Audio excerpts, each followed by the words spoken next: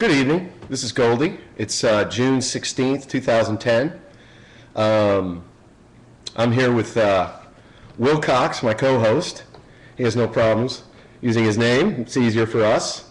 I just want to talk about a couple of things tonight. I had planned on speaking solely about the oil spill and definitions of the commons and requirements and what our government should be doing to protect those commons. I want to go through a couple of items real quick. I think there's some kind of chat, which I don't see here, and you may be able to sign up as a follower of some kind because this show, we're trying to do it recurringly on a recurring basis on Wednesdays at 7 o'clock Eastern.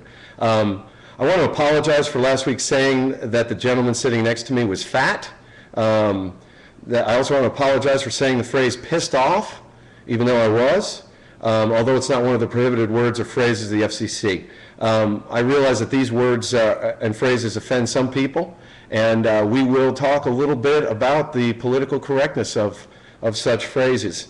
I also want to, I could not come up with the phrase, which was the Minerals Management Service, the government organization responsible for looking at the leases, collecting the cash, etc. Today, I was, hang on, I just do want to point out one article that I saw on June 14th, 2010 that's just gonna make some more fun for us. It's under the phrase of more of the same. It's how I connect the prior president to the current president. And the article is in the Austin American Statesman. U.S. reveals untapped riches in Afghanistan. Oh yeah. And we will talk about that at some point in the future. But that will sure, now the question is, when did they figure out that there were these minerals there, besides of course the pipeline? You remember Wilcox, the famous pipeline issue that actually made Afghanistan a bit more valuable than we had thought. In any event, I was on my way to the post office today, and I pulled into the post office, and there are these giant posters, kind of BP's logo with an Obama picture on the front of it, and a bunch of guys at a table outside, out the front of the post office, and the Obama picture has a Hitler mustache on it. And apparently this is Lyndon LaRouche supporters, LaRouchePAC.org, which we did go to before we got here. I just want to talk about a couple things about that. I actually, for the sake of argument, started talking to these guys to figure out what they were all about, and I had asked them about the association of Hitler to Obama, or Obama to Hitler, and had asked, I guess that means that you feel that Obama is attempting to exterminate the Jews and exterminate the gays and exterminate the gypsies and exterminate everybody who's not, I guess, German, which is what Hitler was doing. And he held up an article about granny and death panels and that kind of stuff under the healthcare plan, stating that yes, Obama is attempting to kill all of us. So I talked to him a little bit more. I just said, well, your message and your method of getting your message out seems a little rude to me. I mean, unless you've got some good messages behind it. He didn't actually verbally. I was wearing a Texas Observer t-shirt, which is, I guess, what's called a liberal rag here in Texas. And so we were unable to actually have a discussion.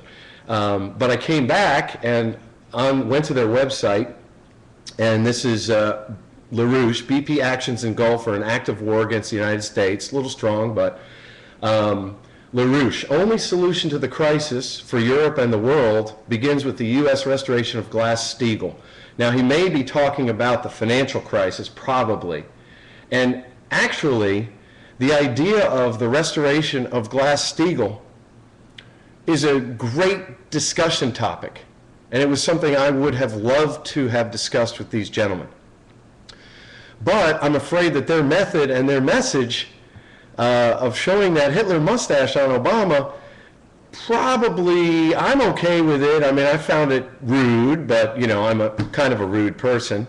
And I just found it very interesting that that was their method. And so Wilcox and I, let's just talk for a little bit, and I'm going to bring up a South Park episode. It's the famous N-word South Park episode. And in it, one of the boy's fathers is on Wheel of Fortune, and it is N blank GGER up on the board, and it's someone who bothers you. And the clock is ticking off, and I think it's Randy. And he says the N-word, and I'm going to continue to only say the N-word.